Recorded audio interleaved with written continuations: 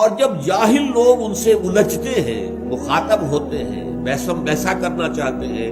وہ کہتے ہیں بھائی سلام، وہ ان سے الجھتے نہیں۔ اب یہ ایک بڑی میچور شخصیت کا نقشہ ہے۔ آپ دیکھیں گے کہ بعض ہمارے دینی کارکن مختلف جماعتوں تحریکوں سے وابستہ ہوں،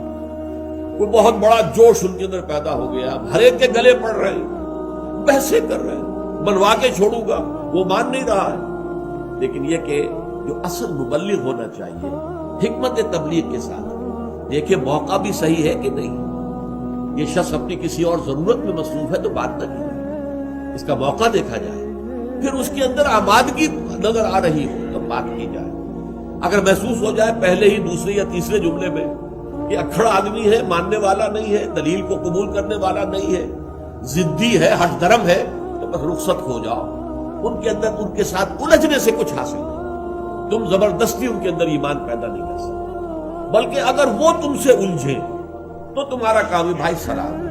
بھائی اس وقت جو ہے نہ میری بات آپ کی سمجھ میں آ رہی ہے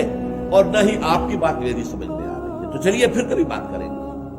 لیکن یہ علیحدگی جو ہے یہ سلامہ کے ساتھ ہو، یہ نہیں کہ ایک دوسرے کے ساتھ گالن گلوچ ہو کر، یا یہ کہ گریبان پکڑ کر ایک دوسرے کا اور پھر ہی علیحدہ ہو، نہیں، شائستگی جس کو کہتے ہیں، شائستگی، میچورٹی،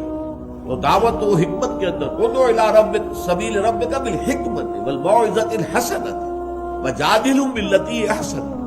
اپنے رب کے راستے کی طرف بلاؤ، یہ تمہارا فرض ہے، تمہیں تبلیغ کرنی ہے، دعوت اللہ کا فریضہ سر انجام دینا ہے،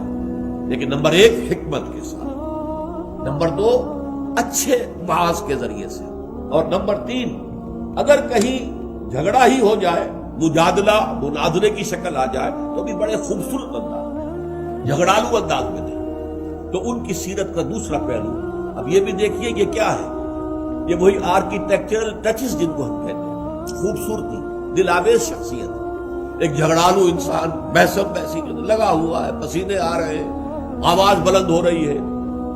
وہاں سورہ لقمان میں ہم نے یہ بھی پڑھا ہے کہ اپنی آواز بلند نہ کرو، بلکہ یہ کہ بات کرو تو جیسے کہ بات کرنے کا طریقہ ہوتا ہے،